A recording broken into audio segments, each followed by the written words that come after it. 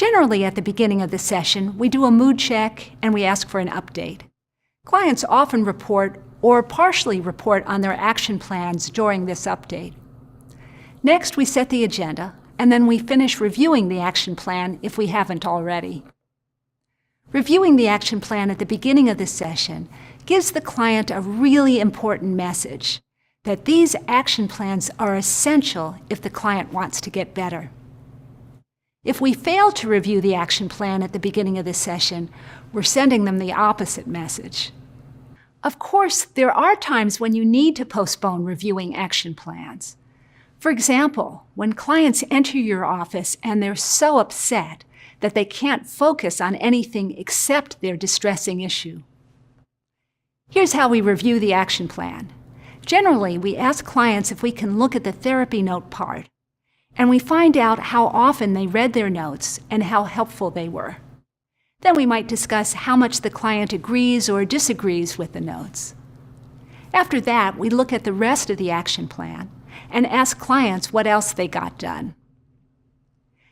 Then we help clients draw conclusions about each item on the action plan. Here are some of the questions we might ask. What did you learn, or what did you conclude? What does it say about you that you were able to blank? When relevant, we suggest that these conclusions be recorded as therapy notes. Also, when it's relevant, we ask clients whether they want to put the same or similar items on their new action plan. Watch the next video with Sophia to see how to review an action plan, how to positively reinforce the client, how to explain credit, and how to help clients draw conclusions. Were you able to watch the videos this week? I was, yeah. And how long did you watch for? For about 30 minutes. Oh, good for you. Mm-hmm. That's great. So, and did you give yourself credit for it? Yeah, afterwards. That's good. So what did you learn from this whole thing? What I really took from it was just that writing it down definitely helps, because I can just kind of follow the plan that's written down for me, and really just setting aside time to do it helps. Okay, so that's, and the reason I want to go over this with you too is because this will help you when you work with clients. So setting a specific time. Yeah. And writing it down. Yes. That's great.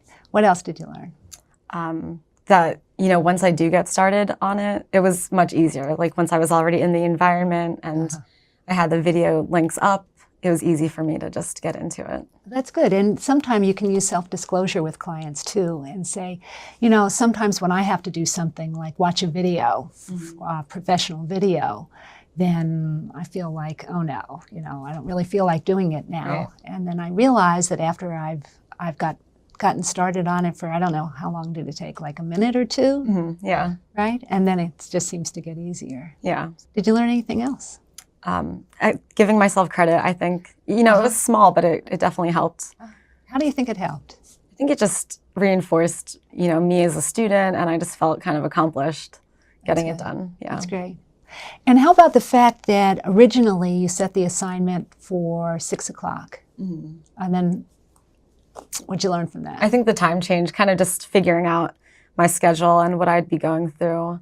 So it's sort of like planning ahead of time really helps. So this is what you have to do with clients. Mm-hmm. You have to make sure that whatever assignment they've set for themselves is really reasonable. Right. And that they're likely to do it. Oh, well, that's the other thing. Do you remember that question that I asked you? Like how likely I was to do it? Yeah. Right.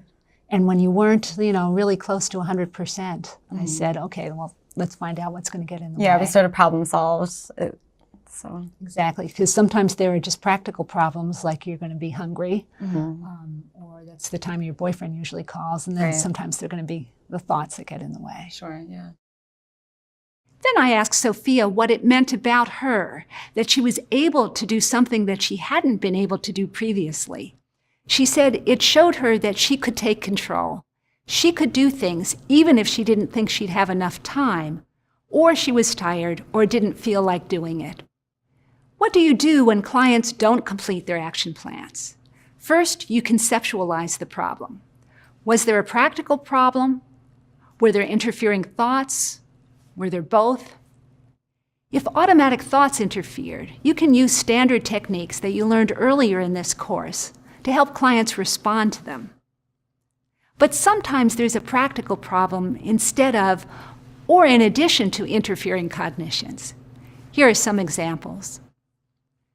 One of my clients had decided he would take his son to the park, but it rained all weekend, so they couldn't go. Another client wanted to set a budget for the month, but though she thought in the previous session it would be easy to do, it turned out that she just didn't have the skills she needed. A third client had difficulty understanding a worksheet that we had gone over in session. Probably that was my fault. I underestimated how difficult it would be for him to do it without my encouragement. All three of these are examples of practical problems that interfered with the client's ability to complete their action plans.